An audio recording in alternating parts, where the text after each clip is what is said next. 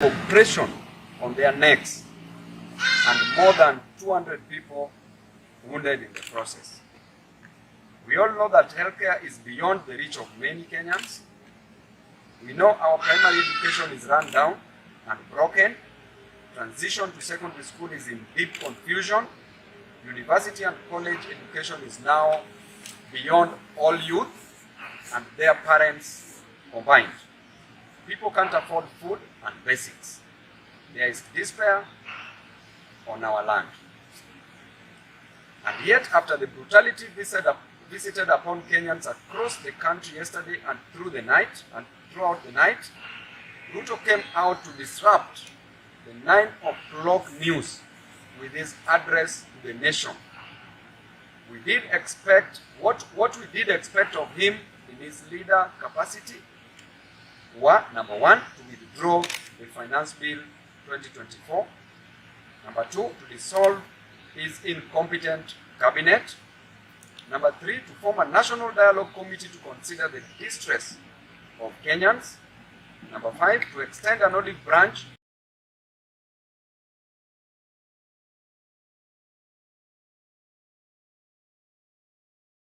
and lastly, we expected him to resign yesterday with an immediate effect.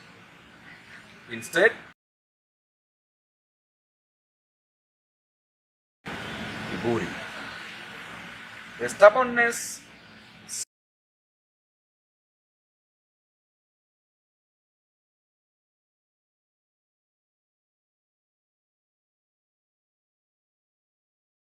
a president, but a totalitarian pharaoh right here in Kenya. Tongue-lashing, fire-breathing, and threatening the Kenyan principal sovereign people.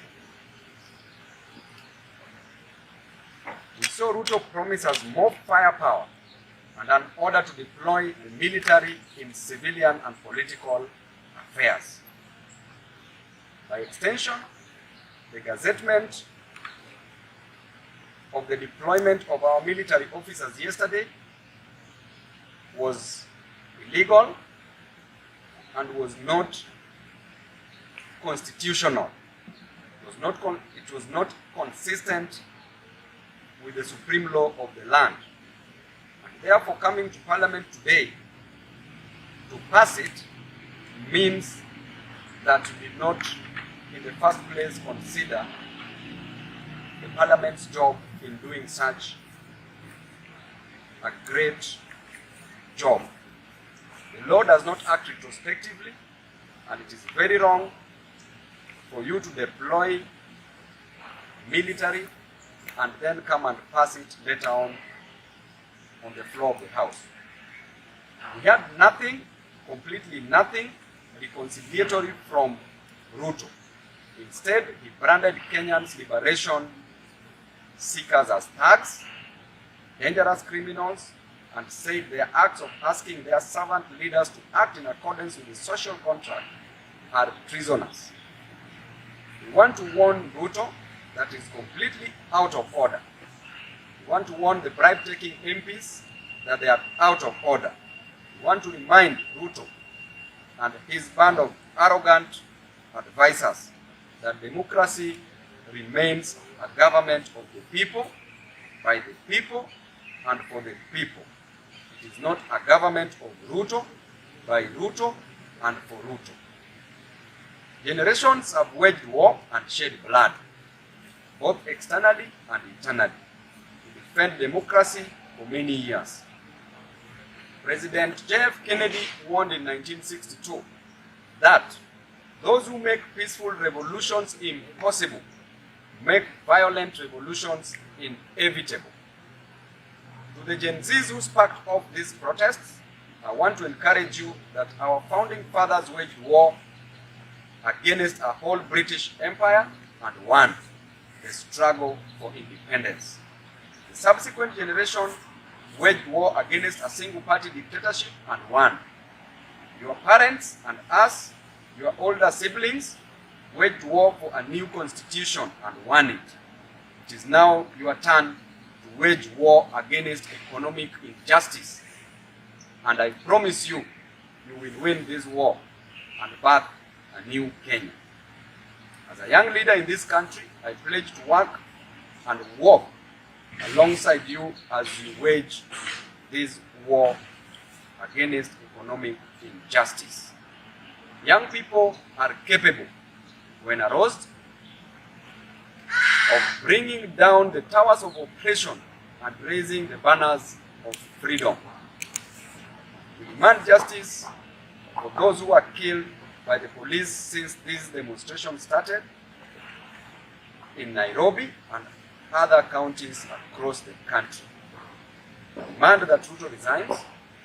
We demand justice for those young men and women and any other person who was killed yesterday, and also justice for those who were killed in Githurai last night. We demand that medical costs be met by the government for all those who have been wounded. We demand for compensation to the families that have lost their loved ones and breadwinners. We demand for the release of the economic freedom fighters who have been abducted and held incommunicado by the government. Thank you so much. God bless you. God bless Kenya. Asanteni sana. Is there any question kama kuna swali? Yes, one question. We heard that there were exchange of laws in Parliament.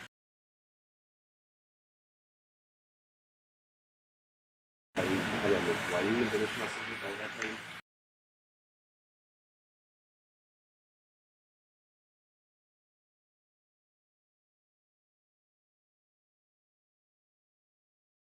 Remind the Speaker, Moses Wetangula, that some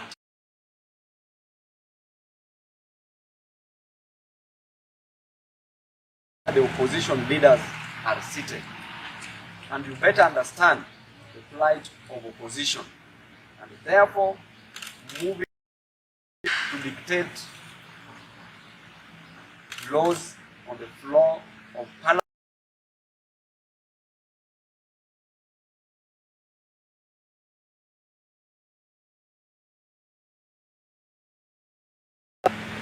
coming out today to tell us that KDF must be deployed in this country. The police have not complained that they can't handle the situation. And experiencing KDF, the military, are experiencing the same problems we are experiencing. School fee to Babu Owino has the same cost as a KDF officer. The cost of university is the same for everybody. The cost of unga is the same for everybody. And therefore, what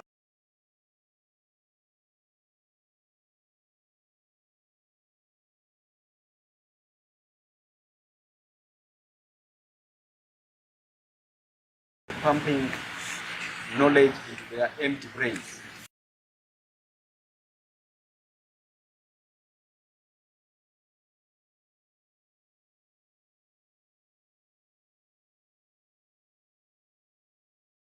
That the motion passed.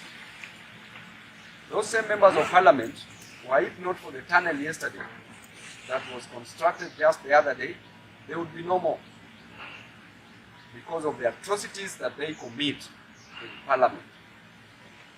Some of us who are supporting Wananchi, who voted no, did not have to worry about their lives and safety. But then you saw what happened. When they're in Parliament, they yap so loud.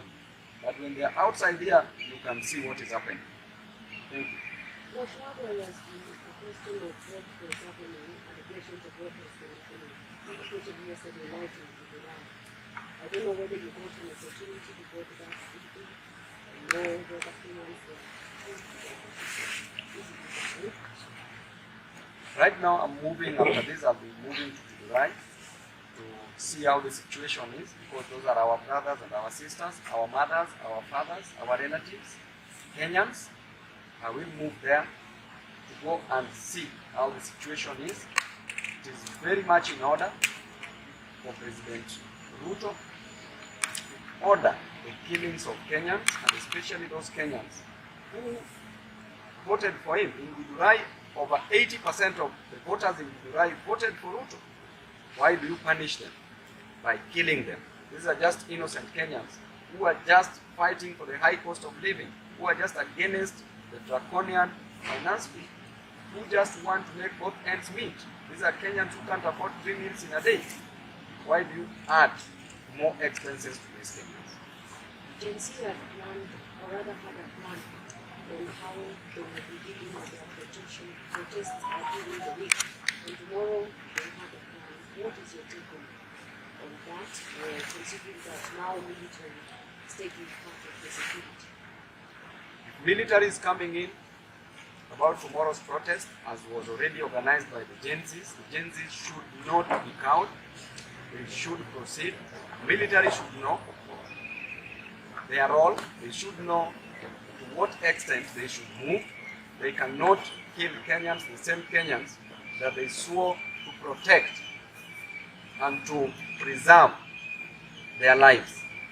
So therefore, the military, from wherever you are, know that these are your relatives, know that these are Kenyans, know that these are people who are suffering the same way you are suffering, know that these are people who are fighting for economic injustice. In case President Ruto doesn't attend signature on that bill, once that is handled, do you think there will be a need to proceed with protest? The moment Ruto fails to append a signature, which I doubt, and which he should do so, he should fail to append the signature, because a finance bill is made to finance a budget that is existing, that is 2024-2025 budget, the financial year 24-25. And that budget is for the wananchi who have said that no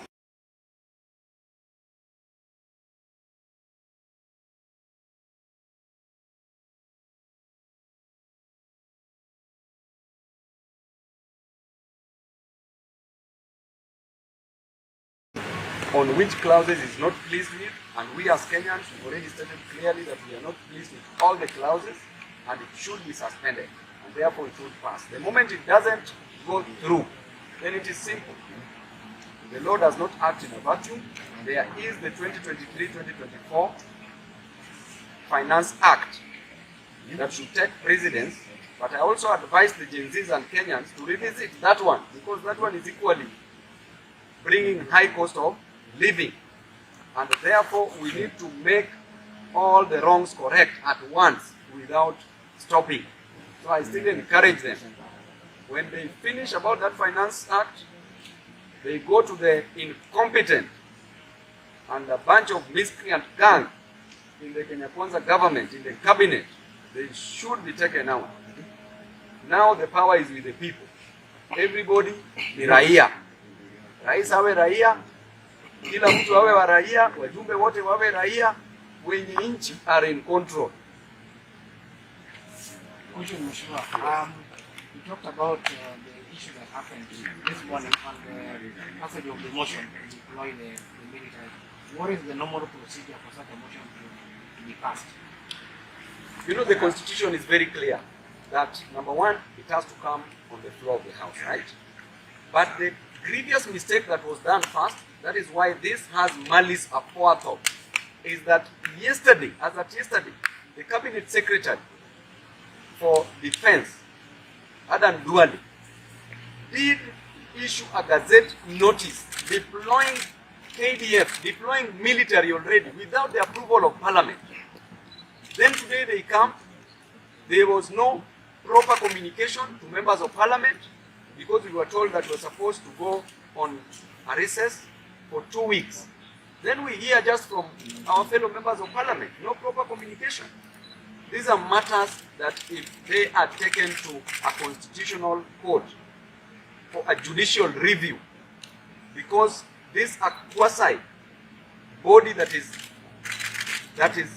wants to pass a law and procedurally cannot be allowed. So in the first place, what they did yesterday is what is already wrong. So you can't You can't allow, you can't authorize, then you come to parliament later so that parliament can approve. That is totally wrong, because there is nothing urgent. Thank you. Question. Yes. The general public has expressed an interest in recalling some of the leadership, but we know as it is right now, the IBC, the Constitution, they're not even prepared to receive the signature. What is your take on that?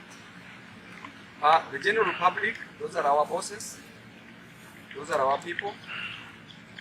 They've decided that they want to recall some of the MPs, which is constitutionally allowed, and therefore, the constitution of IBC can take place within a week.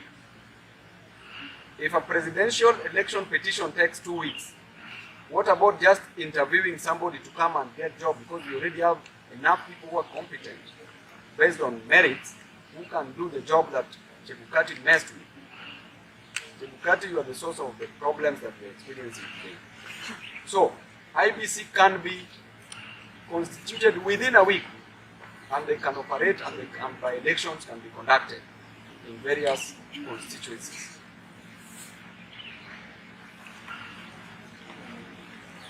Because how? Biko chungu.